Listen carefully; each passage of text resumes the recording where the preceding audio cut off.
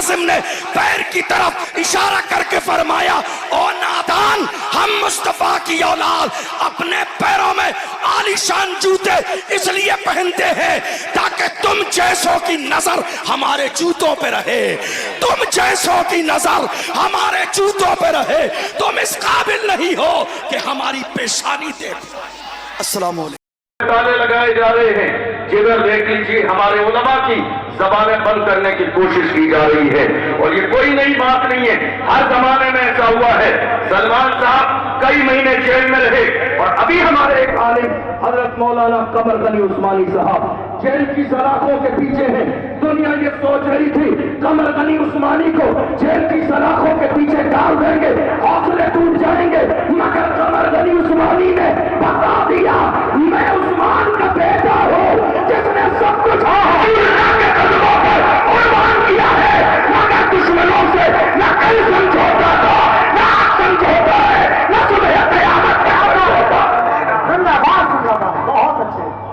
आज हमारी कौम का अलमिया ये है कि हमारे लोग भूल गए हैं, जो कौम की क़यादत करते हैं उन्हें लोग भूल जाते हैं। नहीं मेरे अजीजों, ऐलान भी कीजिए कमर गनी उस्मानी साहब के साथ और दुआ भी कीजिए अल्लाह उन्हें रिहाई नसीब। हम नहीं सोचेंगे तो कौन सोचेगा? हमारे दिल में दर्द नहीं होगा तो किसके दिल में दर्द होगा? हम नहीं बोलेंगे तो कौन बोलेगा? आपको मालूम है, मैं हिंदुस्तान के शहरों में अलग अलग जब जलसों में जाता हूँ और इस तरह की बातें खुल के करता हूँ तो कई लोग हमारे स्टाफ के भी और कई दूसरे लोग भी आ जाते हैं डराने के लिए और मुझसे कहते हैं, अरे आपकी अभी शुरुआत है, अभी नौजवान है, आप इतना खुल के बोलेंगे, हमें ऐसा लगता है कि आगे कहीं आपके लिए मुश्किल ना हो जाए, आप इतना खुलकर बोल रहे हैं। आखिर आपके पीछे कोई बहुत मजबूत बैकग्राउंड है जिसकी बुनियाद पर आप दबते नहीं हैं, खुल के बोलते हैं। मैं ऐसे लोगों को बड़े प्यार से कहता हूँ, अगर मेरे बैकग्राउंड की बात सुनना चाहते हो, तफसील बता दूंगा तो कलेजे दहल जाएंगे। आप मुझसे कह रहे हैं दबते नहीं है, अरे सुनो, क्या कभी जिस पे हिदायत हो बन जाते हो, शेर को खतरे में लाता नहीं कुत्ताते। जिसको महत्ता जामिया नूरिया रज़िया बादल मेरी सदीन। आज हालात ऐसे हैं, मुल्क के कोने कोने में खौफ फैलाने की कोशिश की जा रही है। हमारे जवानों के सीने में खौफ पैदा कर दिया गया। आपकी तवज्जो है मेरी बात पर? तवज्जो है आपकी? क्या ऐसा हुआ या नहीं हुआ? क्या खौफ नहीं फैलाया गया? क्या आज खौफ नहीं है लोगों में? बाज़ाब्ता प्लानिंग के साथ खौफ फैलाया गया। ये खौफ ही की अलामत है कि हमारी मस्जिदें तोड़ी जा रही हैं और बोलने वाला कोई नहीं। ये खौफ की ही अलामत है कि संभल की शाही जामा मस्जिद के साथ मंसूबा बंदी के साथ माहौल खराब करने की कोशिश की गई, बोलने वाला कोई नहीं है। ये मंसूबा बंदी ही है जो फतेहपुर के मकबरे पर लोग चढ़ के बेहुरमती कर रहे थे, मगर कोई बोलने वाला नहीं था। ये मंसूबा बंदी ही है कि आपने जनवरी और फरवरी में बाज़ाब्ता हमारे लिए संग बाज़ाब्ता अयोध्या के मेले में हमारे लिए बोर्ड लगा दिए गए, मुसलमानों की एंट्री नहीं होगी। हमसे कहा जाता है नफरत फैलाते हैं, हम नफरत फैलाते हैं। देख लो, मुल्क का सबसे बड़ा उर्स मेरे आला हजरत का उर्स है। कोई बोर्ड लगा कि फला नहीं आएगा, गरीब नवाज के उर्स में कोई बोर्ड लगा वो फला नहीं आएगा, मखदूमे की छोटा के उर्स में कोई बोर्ड लगा कि फला नहीं आएगा। हमारे सीने कुशादा है, दिल कुशादा है, घर कुशादा है। और नहीं बाज़ाब्ता अयोध्या के मेले की बात तो सुनिए, हमारे लिए बोर्ड लगा दिया गया, तुम्हारे लिए कलमा पढ़ने वालों की एंट्री नहीं है। मगर अल्लाह की शान देखो, खुदा जो करता है वो बेहतर करता है। बाद में हमें खुदा की ये मसलही समझ में आई, अगर मुसलमान चले गए होते वहां भगदड़ भी मची, लोग गिरे भी, आग भी लगी, लोग मरे भी। कहीं ऐसा नहीं कि कोरोना के जमाने की तरह ये दस्तार भी हमारे सर पे बांध दी जाती कि कोरोना इन्होंने फैलाया है। अल्लाह जो करता है अच्छा करता है। हमारे नाम का बोर्ड लगा दिया गया, एंट्री नहीं होगी। मगर जमाने ने देखा जब मची भगदड़, लोग मरने लगे, तो यही कलमा पढ़ने वाले मुसलमान थे जिन्होंने दिल के दरवाजे भी खोले, मस्जिदों के दरवाजे खोले, घर के दरवाजे खोले और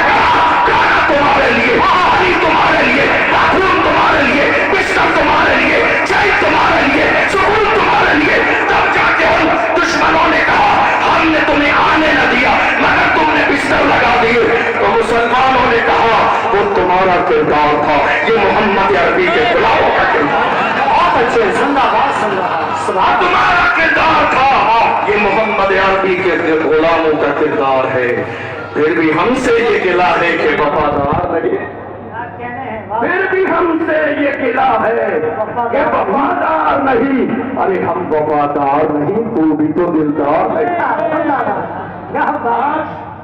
ملک کے حالات دن بدن خراب کیوں ہو رہے ہیں؟ آپ نے کبھی غور کیا؟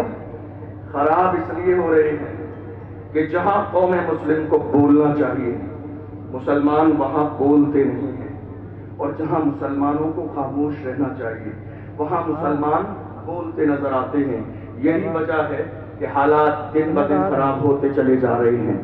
میں بس اپنی قوم سے اتنا کہتا ہوں، یہ خاموش مزاجی تمہیں جینے نہیں دے گی، یہ خاموش مزاجی تمہیں جینے نہیں دے گی۔ اس دور میں جینا ہے تو کوہرام مچاؤ، انتظار کس دن کا ہے؟ کوئی صلاح الدین ایوبی اب نہیں آئے گا، موجودہ دور کا صلاح الدین ایوبی ہمیں بننا ہے، موجودہ دور کا ٹیپو سلطان ہمیں بننا ہے، موجودہ دور کا محمد بن قاسم ہمیں بننا ہے۔ دنیا رسول اللہ کی شان میں گستاخی کرے گی، فخر کے ساتھ کہیے جو جان مانگو گے جان دیں گے، جو مال مانگو گے مال دیں گے، مگر یہ ہم سے کبھی نہ ہوگا، نبی کا چاہے جواب دیں۔ بہت اچھے، زندہ باد۔ اور کیا کہا؟ حالات اچھے نہیں ہیں۔ بتائیے یہ جملہ سننے میں آیا یا نہیں آیا؟ ارے سنا یا نہیں سنا آپ نے؟ باغر گنج کیا کہا؟ حالات اچھے نہیں ہیں، یہ ہے مفتی جوان کھڑے ہوئے، مفتی اسلم دکھا دیا گیا، جوانوں کا حوصلہ بلند ہوا، ڈرا دیا گیا، جوان رسول اللہ کی ناموس کے پہرے دار بننے گئے، آگے آئے، انہیں ڈرا کے خاموش کر دیا گیا۔ حالات اچھے نہیں ہیں، میں تو یہ جاننا چاہتا ہوں ہمارے لیے حالات اچھے کب تھے؟ ہمارے لیے حالات اچھے کب تھے؟ ہماری تاریخ رہی ہے جب 313 تھے تو لرزتا تھا زمان، جب 313 تھے تو لرزتا۔ یہ جو قوم مسلم غلامی کر رہی ہے یہ اپنی ہی قوم میں چھپے ہوئے دلالوں کی وجہ سے، اپنی ہی قوم میں چھپے ہوئے دلالوں کی وجہ سے۔ اور حال یہ ہے قوم کے جوانوں کو پکڑوانا بھی ان کا کام ہے، لسٹ بنانا بھی ان کا کام ہے، پھر پیسے فکس کرانا بھی ان کا کام ہے، پھر پیسے لینا بھی ان کا کام ہے، آدھے آگے بڑھانا اور آدھے اپنی جیب میں ڈالنا ان کا کام ہے۔ ایک کپ چائے مل جاتی ہے، کاندھے پہ ہاتھ رکھ دیا جاتا ہے تو یہ سمجھتے ہیں نہیں ہماری بڑی عزت ہے، پریشانی ہوگی مارا جائے گا، ہمیں چھوڑ دیا جائے گا۔ میں کہتا ہوں اے میری قوم کے چھپے ہوئے دلالوں، جب مارا جائے گا تمہارے لیے ریڈ کلر کا کارپیٹ نہیں بچھایا جائے گا۔ ڈاکٹر راحت اندوری نے کہا تھا لگے گی آگ تو آئیں گے کئی سد میں، یہاں پہ صرف ہمارا مکان توڑوا جو آج صاحب مسند ہے کل نہیں ہوں گے، کرائے دار ہیں ذاتی مکان تھوڑی ہے، سبھی کا خون ہے شامل یہاں کی مٹی میں، کسی کے باپ کا ہندوستان تھوڑی ہے۔ تشریف لا چکے ہیں، میں اپنی بات مکمل کرنے لگا ہوں، چونکہ تعداد ہمارے مہمانوں کی بہت زیادہ ہے اور ہم لوگ تو اس بارگاہ میں خادم کی حیثیت سے آتے ہیں، تو جو ہمارے مخدوم ہیں، جو مولا کائنات کے شہزادے ہیں، جن کا تعلق اہل بیت سے ہے، ہمیں اور آپ سب کو مل کر ان کی مہمان نوازی کرنی چاہیے۔ آج بس میں اپنی بات 2-4 منٹ میں مکمل کرنے لگا ہوں۔ میں صرف یہ کہہ رہا تھا کہ دنیا کی ہر قوم کا سب سے قیمتی سرمایہ اس قوم کے جوان ہوتے ہیں۔ دنیا کی پیغام دے رہا ہوں آپ کو، بس سن لیجیے آخری باتیں۔ دنیا کی ہر قوم کا سب سے قیمتی سرمایہ اس قوم کے جوان ہوتے ہیں۔ جوان اگر صحیح راستے پر ہوتے ہیں تو قوم عزت کی زندگی گزارتی ہے، اور اگر جوان برائی کے راستے پہ چلے جائیں تو وہ قوم ذلیل اور رسوا ہو جاتی ہے۔ حیرانی کی بات یہ ہے کہ یہ قیمتی سرمایہ جوانوں کی شکل میں بڑی تعداد میں ہندوستان میں ہمارے پاس موجود ہے، مگر افسوسناک صورتحال یہ ہے کہ ہماری قوم کے جوان کہاں ہیں؟ دیکھ لیجیے، رات کے 3 بجے شراب کے ٹھیکے پر، رات کے 4 بجے زنا کے اڈے پر، رات کے 5 بجے سٹا لگانے میں. یاد رکھیے گا، ایک طرف آپ کے سارے غلط کام کرتے رہے اور دوسری طرف ہے حضور کا دامن نہیں چھوڑو گا. تو یہ 2 الگ باتیں ہیں. جس قوم کے جوان ہدایت کے راستے پر آ جاتی ہے وہ قوم زندہ و تابندہ ہو جاتی ہے. تو آج میری قوم کے جوانوں کا ہے، کسی بھی دور میں میری قوم کے جوانوں کا حال نہیں تھا. میرے قوم کے جوانوں کی تعلیم اگر جاننی ہے تو ڈاکٹر اقبال سے پوچھیے.